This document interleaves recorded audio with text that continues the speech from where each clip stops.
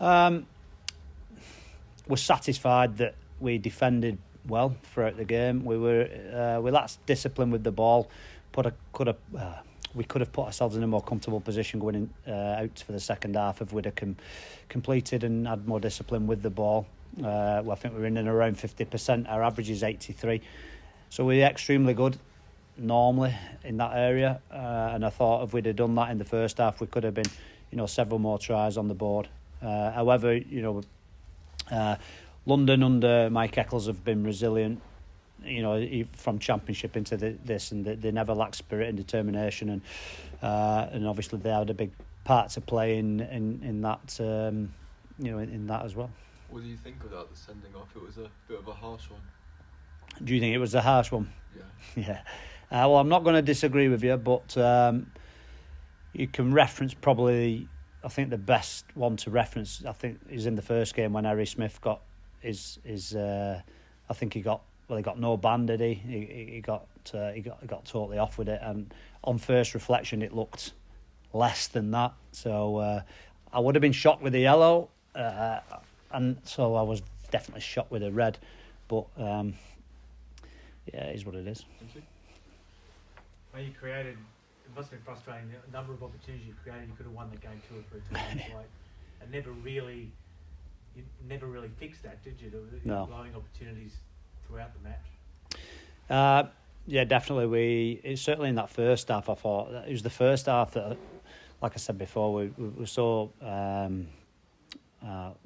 lacking. Just wasn't finishing the opportunities we had. That sometimes in games like them, they can come back and they'll score a scrappy try, and then you get beat, on the frustrating afternoons, and you walk away having dominated the game, which I thought we did, dominated field position, territory, and probably didn't have a scoreline to reflect that efforts. But we weren't clinical enough when it mattered with the ball, and that's disappointing. But the positives were we've come here.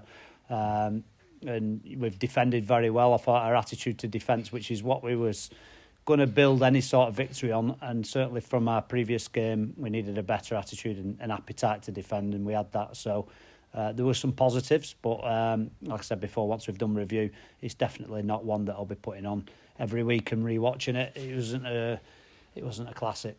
Did the Cass game maybe damage confidence a little bit, or? I don't think so. I think with this group, they're very quick to most groups are. I think most rugby players in general are honest people, and they're quick to recognise flaws or areas where they've fell down, and our group do that particularly well, and they work hard to rectify it. I think probably the Castleford game.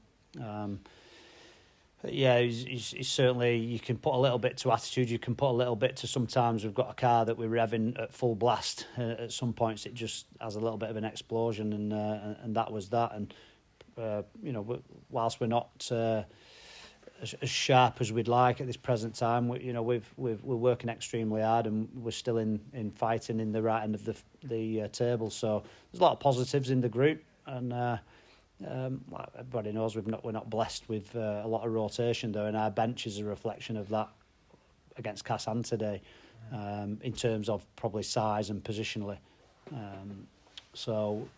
But everybody's willing to do a shift and work hard, and so I can't ask any more of them really, and we'll continue to work hard as a staff and as players to try and make ourselves a little bit more clinical in attack, and and post more points really, which we've always been proud of. That's been a bit of a trademark of ours for a few years now, so we've got to continue to work hard in that area.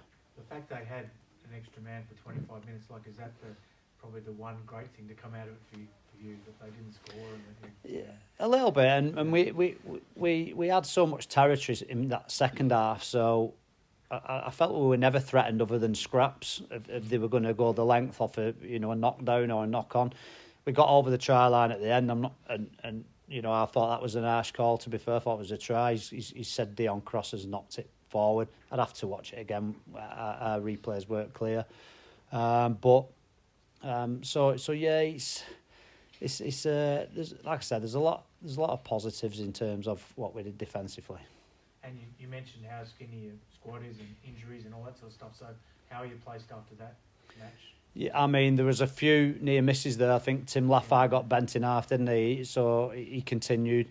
Ethan Ryan took what we looked bad initially. So I guess it's how them two in particular come through when you've had 24 hours and a bus journey back home. How that responds, after that. So hopefully they'll both bounce back okay, and we can feel the 17 again and go again and again. Yeah. And that's kind of how it works. Mate, your position on the send-off was that if Harry Smith didn't get any suspension, then he shouldn't either. Is that what you were saying? Or? Well, you can only use comparisons, and it's and so I would highlight that as that was what initially came in my head.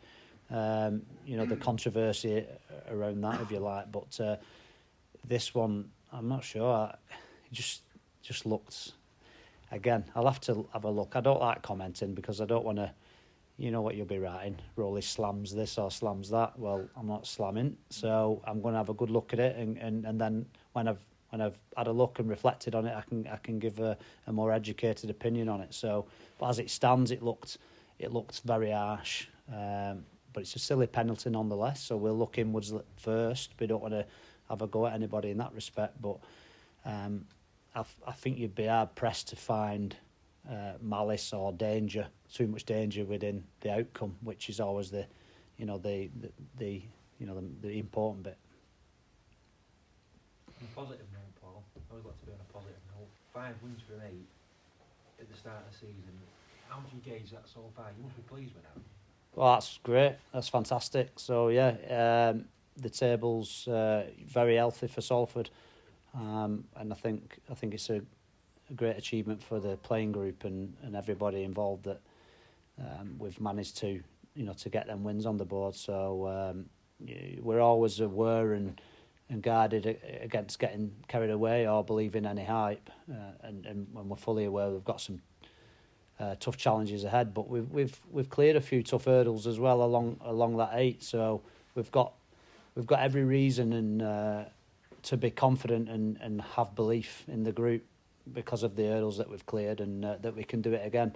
And what I'll say about this group is tough opposition seems to bring the best out of us, or without being disrespectful, teams at the top of the table seem to bring the best out of this group. And there's certainly comfortable being an underdog. So we'll go into our next few weeks back as the underdog, and so we understand we're going to have to work hard and I guess overachieve, which has always been the thing and the theme with us guys. But we'll go into the next few weeks with belief and positivity, and but also knowing that we're going to have to scrap hard for anything that we're going to get. You like being the underdog as well? Yeah, always. I don't mind me either way, to be honest. So it's. We still have belief and we just enjoy what we're doing.